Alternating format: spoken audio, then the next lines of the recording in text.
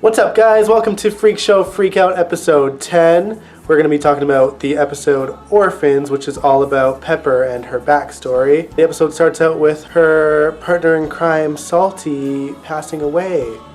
And it is literally the most heartbreaking episode of the season. Probably the best episode of the season, so you already know what I'm going to rate it. One of the things that we learned about Pepper's past is that she was the first freak that Elsa took in. Their whole relationship was just really sweet throughout the entire thing. We learned that Ma Petite was her second, and Ma Petite, okay, the people that she belonged to traded her in for Dr. Pepper.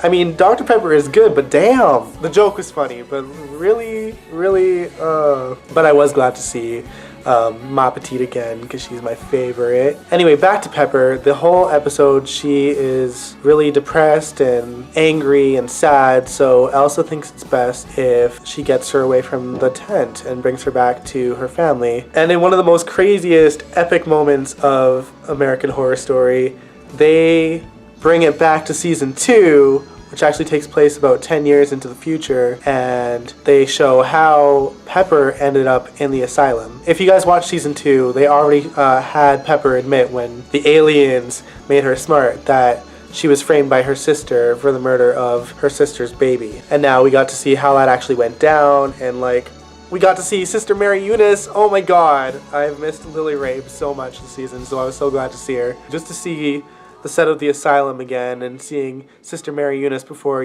she was possessed by the devil. Well, it was great. It was great. It was literally my favorite moment of this entire season. I missed season 2. It was really good. But yeah, watching how they framed her was the most upsetting thing.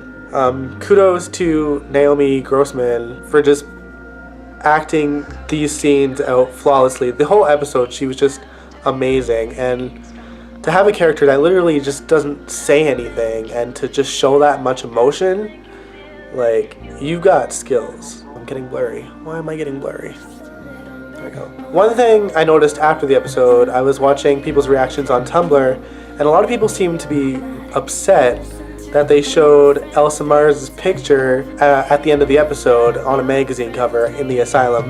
And I guess everyone's reason is because, Jessica Lange played Sister Jude.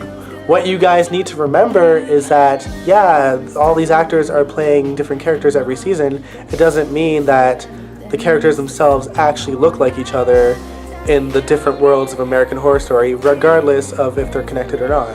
They didn't show Sister Jude. They didn't need to show Sister Jude because it has nothing to do with the plot of Freak Show. It just so happens that Freak Show takes place 10 years in the past and Pepper happens to be in it. It doesn't really affect what goes down in Freak Show, nor did it really affect what happened in Asylum or change anything. So it doesn't make a difference. So calm down. Calm down, everyone. I thought that was a beautiful ending, by the way, showing Pepper holding her cheek and remembering Elsa's little kiss goodbye, and this episode was flawless, okay? Amazingly written, great way to connect the seasons. I already knew because of an interview with Naomi Grossman that Pepper was the same Pepper from back in season 2. I just didn't realize, and I guess I should have, but I didn't realize that they'd actually have an episode dedicated to how Pepper ends up from the Freak Show tent to the asylum.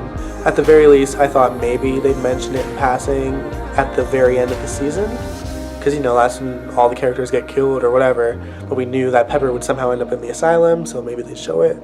I'm glad they showed it. Now to talk about the subplot of this episode, Maggie ends up confessing to Desiree why she's really at the Freak Show tent. The basis is that she wants to help Jimmy and she wants to take Stanley down, so she ends up taking Desiree to the museum where all the missing dead freaks are being held. They had Ma Petite on exhibit, they had poor Meep's head in a jar, and then the biggest surprise was that they had lobster hands. Earlier in the episode we see that Stanley does pay a visit to Jimmy in the cell, but we don't really know what happens, and I think we'll find out what happens in 3 weeks. I'll wait, because it's Christmas and it's the holidays, and I understand 3 weeks is a lot harder than 2, you guys. But it should be worth it because as you guys probably seen in the previews, we got Neil Patrick Harris coming in to finish off the season for us. So I already said this at the beginning of the video, but yeah, best episode of the season. It's so well written. The camera work is amazing, the storyline, the dialogue, everything. Best performances, Naomi Grossman and Jessica Lange, of course. Such an amazing episode. But yeah, this is the last episode of Freak Show Freakout of the year, so I want to wish you guys a Merry Christmas, a Happy Hanukkah, Kwanzaa, whatever you guys celebrate. Happy all of it. Enjoy your holiday seasons. Happy New Year's.